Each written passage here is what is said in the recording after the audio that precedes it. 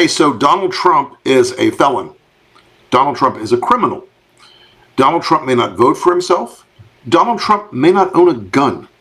Donald Trump has transformed himself by his own actions into a person who the normal Trump voter would loathe and despise. Trump voters are always about, oh, the criminals must be punished, they must be put in jail, they must be treated as if they were subhuman animals because they're desperately trying to destroy our country. Guess what? Donald Trump's criminal. Rule of law held. The institutions held.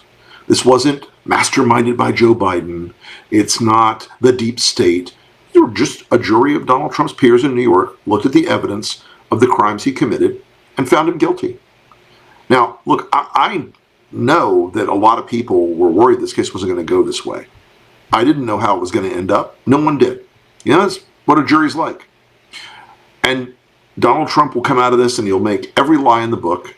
And unfortunately, a lot of folks in the media will not correct the immediate scale of the lies. They will not correct and say, oh, Donald Trump, when he says that this is Joe Biden in the White House doing this, is lying. He is lying because he does that for a living. A lot of people will say it doesn't matter, that nobody cares about this. I think there is a shift happening now. There are now people who have to look at Donald Trump and say, he's a felon. He's a criminal. He can't vote. He can't own a gun. This guy just lost his rights in a trial that was held in a courtroom where the evidence on both sides was presented. Donald Trump chose not to call certain witnesses that he could have called to defend himself, and he chose not to testify. He chose not to use the advice of counsel defense. He chose all those things, just as he chose to commit the crimes that led him to being a felon. A felon.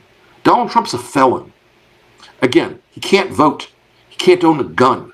His rights have been restricted not because of Joe Biden, not because of the deep state, not because of the DOJ, but because of one man, and that's Donald Trump. Now look, he's going to go off and raise $1 jillion tonight online. He's going to go tell people he's a political prisoner, that he's suffering because he's their Nelson Mandela, their Mother Teresa. Folks, let him. He's going to burn it all in a giant wave of more legal bonfires to his own vanity. This is a bad day for Trump. It's a good day for America. And it's a good day because of two things. I want to go back to this just to wrap this up. The rule of law held. Donald Trump did not intimidate this jury or this judge into breaking. He did not intimidate them with his minions, with his media people, with his threats, with his, running up to the line over and over and over again on the gag order that was imposed on him so he would not try to corrupt the trial.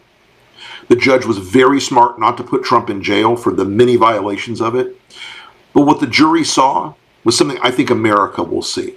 They saw a thug, a bully, a criminal, a felon, and a guy who was engaged in a loathsome and disreputable practice of trying to shut down stories about a porn star in order to protect his 2016 campaign. This is not the end for Donald Trump. It's only it may be the end of the beginning in this case, but this case was decided by a jury of his peers, and Donald Trump is a criminal, and he's a felon, and he can't vote, and he can't own a gun, and he will never not be that. He will be that for the rest of his life.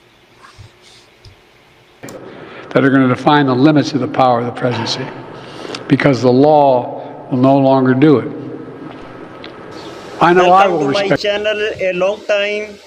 Please subscribe my channel and watch my video. Thanks.